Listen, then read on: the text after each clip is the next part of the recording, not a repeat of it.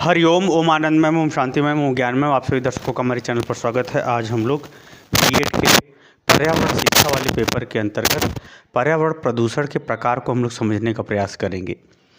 पर्यावरण प्रदूषण क्या है? हमारे जो चारों तरफ की जो परिस्थितियां हैं, चाहे वो वायु से संबंधित हो, चाहे परिस्थितियों से संबंधित हो, चाहे वनस्पतियों से संबंधित हो, चाहे जल से संबंधित हो, चाहे जीव जंतुओं से संबंधित जो परिस्थितियां हैं, उनमें एक संतुलन पाया जाता है।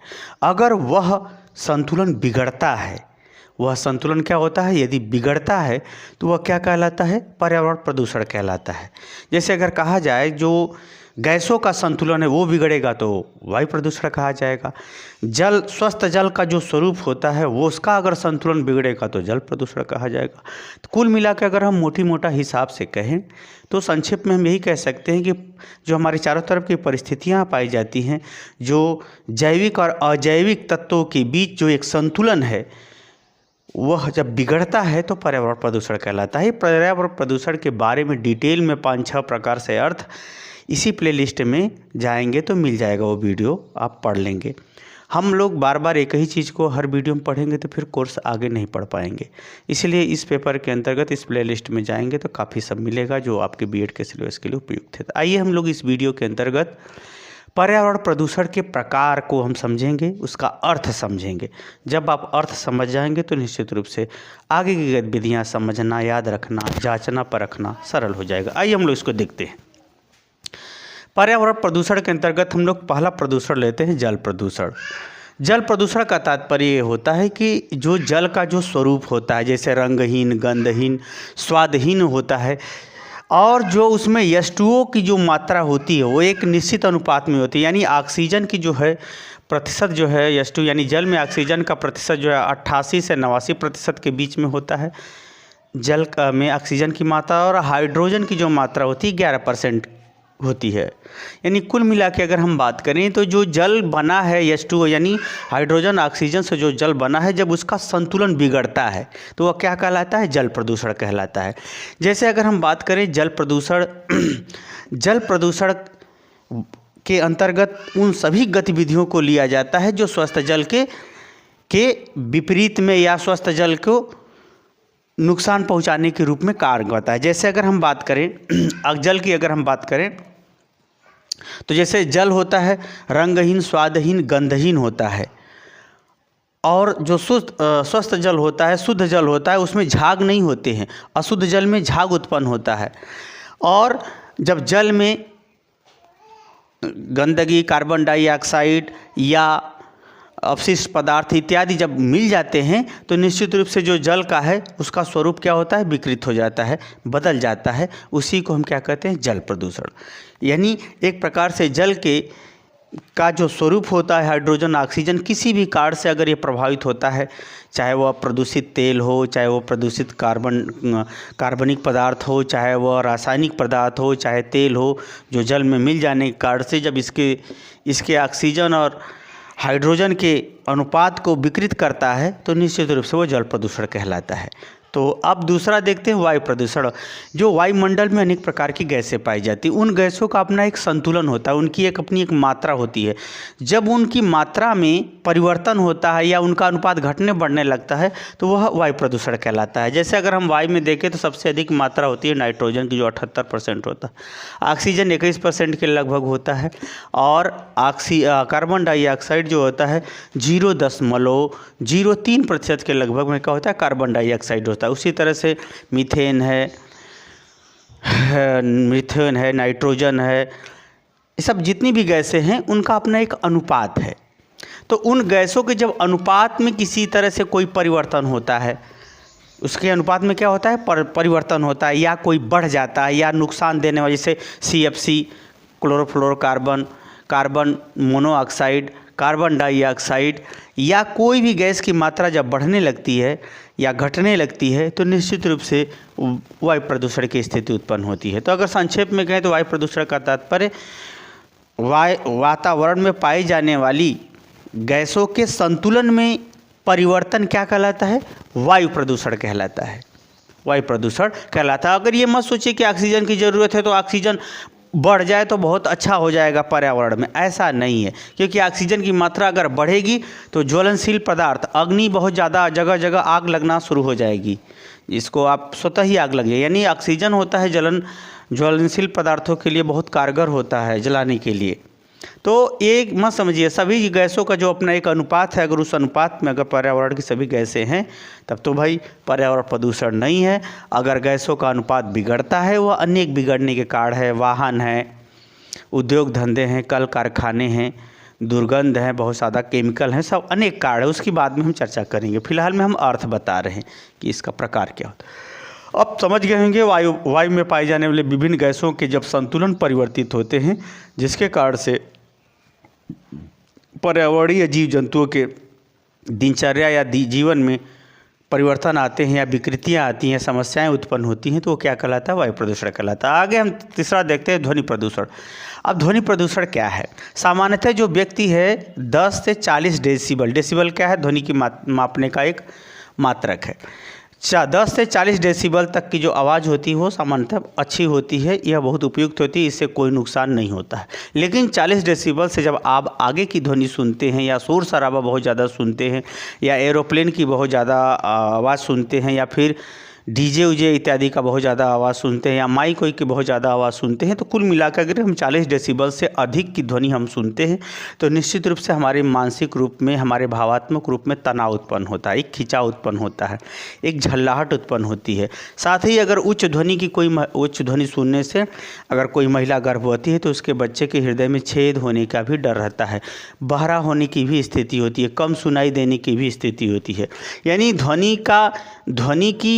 ध्वनि का वह स्वरूप जो हमारे शारीरिक रूप से, मानसिक रूप से और सामान्य दिनचर्या के दृष्टिकोण से श्रवण यंत्रों में या श्रवण अंगों में किसी प्रकार की क्षति उत्पन्न करता हो, या अवरोध उत्पन्न करता हो, या सामान्य दिनचर्या की गतिविधियों में कोई समस्या उत्पन्न करता हो, उसे हम क्या कहते हैं? ध्वनि प्रदूषण कहते हैं। उसे हम क्या कहते हैं?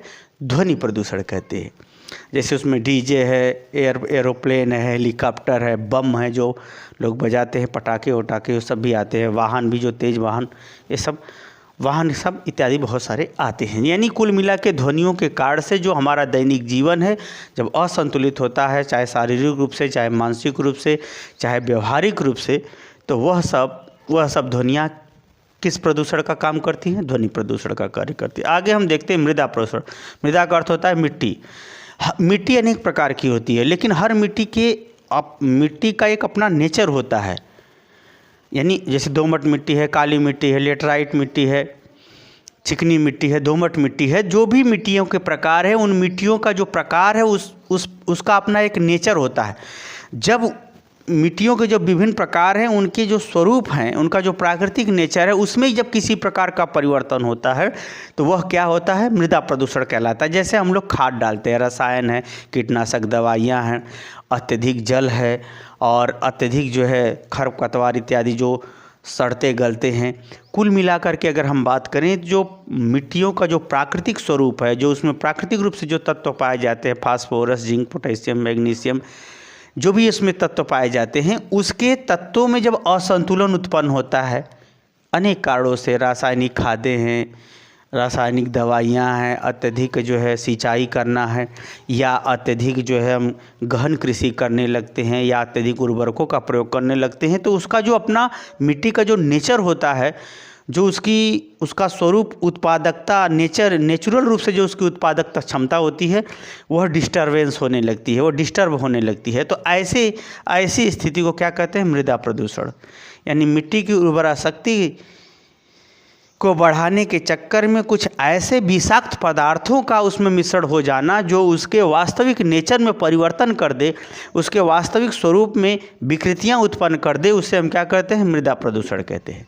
उसे हम क्या कहते हैं? मृदा प्रदूषण कहते हैं। आगे हम चलते हैं समुद्री प्रदूषण। समुद्री प्रदूषण का यहाँ तात्पर्य है तो जो समुद्री जल है, वास्तव में समुद्र इस पूरे संसार के अपशिष्ट पदार्थों, यानी त्याज्य पदार्थों, चाहे वो तेल हो, चाहे पेट्रोलियम पदार्थ हो, चाहे वह मलमूत्र हो, या फिर नदियों के माध्यम से जितने भी गंदगियाँ नगरों महानगरों की बह करके सब जाती है, प्लास्टिक हैं, अनेक प्रकार के जो है जो कारखानों से निकलने वाले खतरनाक या बहुत गंदे किस्म के जो निकृष्ट जो है तेल हैं या फिर अन्य पदार्थ हैं, वो सब कहाँ फेंके जाते हैं? समुद्र में ही फेंके जाते हैं। तो कुल मिलाकर के जितनी भी हमारे पृथ्वी के जितने अपशिष्ट पदार्थ हैं उसको कहाँ कहाँ जा कर के मिल जाता है अंतिम रूप से? तो वो समुद्र में ही जा कर के मिलता है, यानी समुद्र में ही धीरे धीरे पहुंच जाता है। तो ये जो समुद्री, इसको हम क्या बोलते हैं? ये क्या बोलते हैं? इसी को हम बोलते हैं समुद्री प्रदूषण बोलते हैं।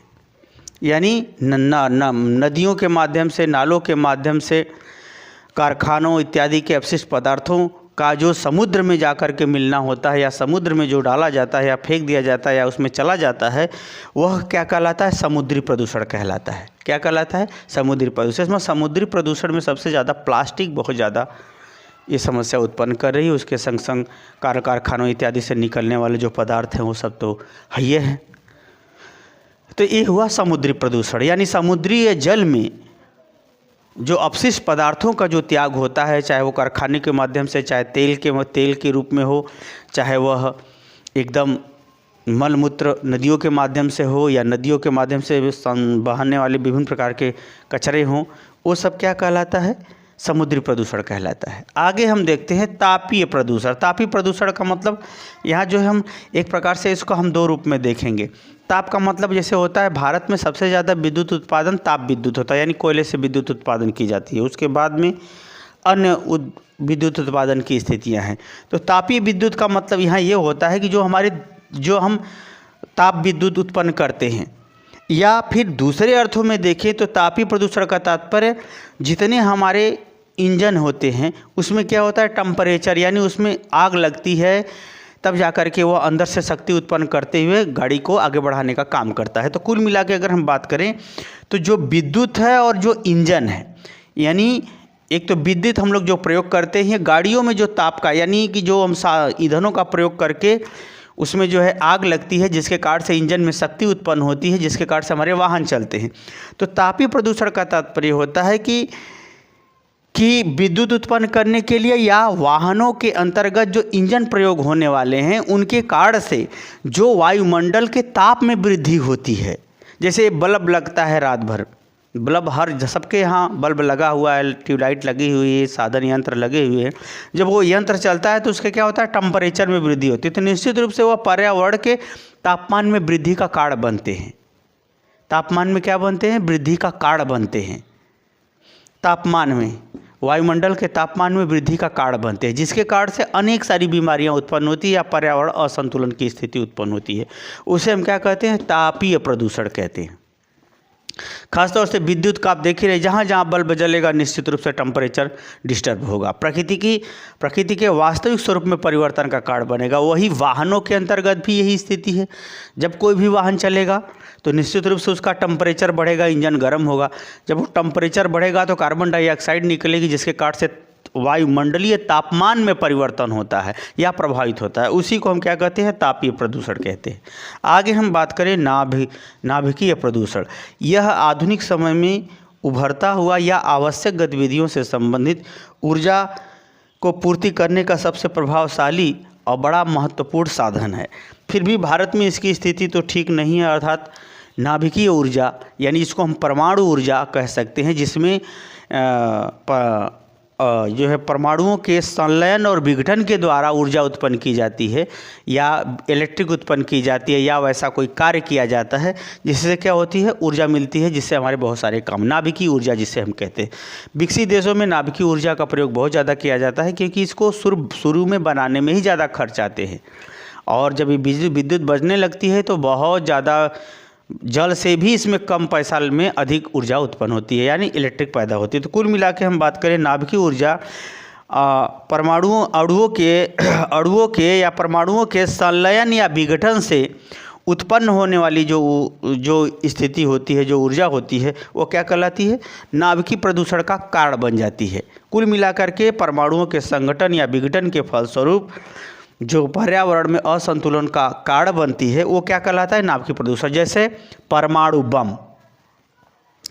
बम है, हीलियम है, यानी जो ऐसे विस्फोटक पदार्थ हैं जिनके परमाणुओं को मिला करके आपस में वैसा ताप दे करके, वैसी परिस्थिति दे करके हम परमाणु बम बनाते हैं या परमाणु जो बम बनते हैं वह अगर पटक दिए जाए तो पर्यावरण में क्या होगा, बहुत ज़्यादा तापमान में वृद्धि हो जाएगी, बहुत ज़्यादा असंतुलन की स्थिति उत्पन्न हो जाएगी। तो नाभिकीय यानी परमाणुओं के नाभिकीय संलयन और विघटन के फलस्वरूप जो पर्यावरण में विकृतियाँ उत्पन्न होती हैं या समस्याएं उत्पन्न होती हैं या विध्वंस का कारण बनती हैं, वो क्या कहलाता है, नाभिकीय प्रदूषण। जैसे इसमें बात करें यूरेनियम 235, थोरियम, प्लूटोनियम 239, ऐसे हैं जो नाभिकीय ऊर्जा के अंतर्गत इनका जो है संलयन या विघटन करा करके जो है ऊर्जा उत्पन्न की जाती है या इलेक्ट्रिक उत्पन्न की जाती है या इससे विस्फोटक पदार्थ तैयार किए जाते हैं। जो अगर एक जगह पटक दिया, जैसे परमाणु परीक्षण हिरोशिमा नागासाकी में जैसे हुआ, भारत में भी पोखरण परमाणु परीक्षण हुआ, तो ये सब ऐसे पदार्थ हैं जो नाभिकीय संलयन और विघटन के माध्यम से पर्यावरण में के तापमान में या पर्यावरण के जीव जंतुओं के निर्माण में या उनके जिन्स में या ये कहें कि पर्यावरण के अंतर्गत प्राकृतिक परिस्थितियों के अंतर्गत जीव जंतुओं के जीवन शैली में या जेनेटिक गतिविधियों में परिवर्तन का या उसमें बहुत ज़्यादा जो है परिस्थितियों के अंतर्गत डिस्टर्ब करने का आधार बन जाती हैं। वे क्या कहलाता है, नाभिकीय प्रदूषण। क्या कहलाता है, नाभिकीय प्रदूषण कहलाता है।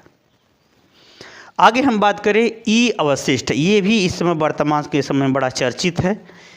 ई अवशिष्ट का तात्पर्य होता है जो इलेक्ट्रॉनिक चीज़ें होती है, जैसे टीवी है, मोबाइल है, फ्रिज है, रेफ्रिजरेटर है, एसी है, यानी इलेक्ट्रॉनिक संबंधी जो पदार्थ होते हैं या इलेक्ट्रॉनिक संबंधी जो मशीनरियाँ होती हैं, वे जो है उनसे उनका जो कचरा होता है, यानी कहने का मतलब जब उसका यूज समाप्त हो जाता है, क्योंकि हर चीज़ की अपनी लाइफ होती है, उनकी भी अपनी लाइफ होती है, बनना बिगड़ना हो तो उसमें भी होता है।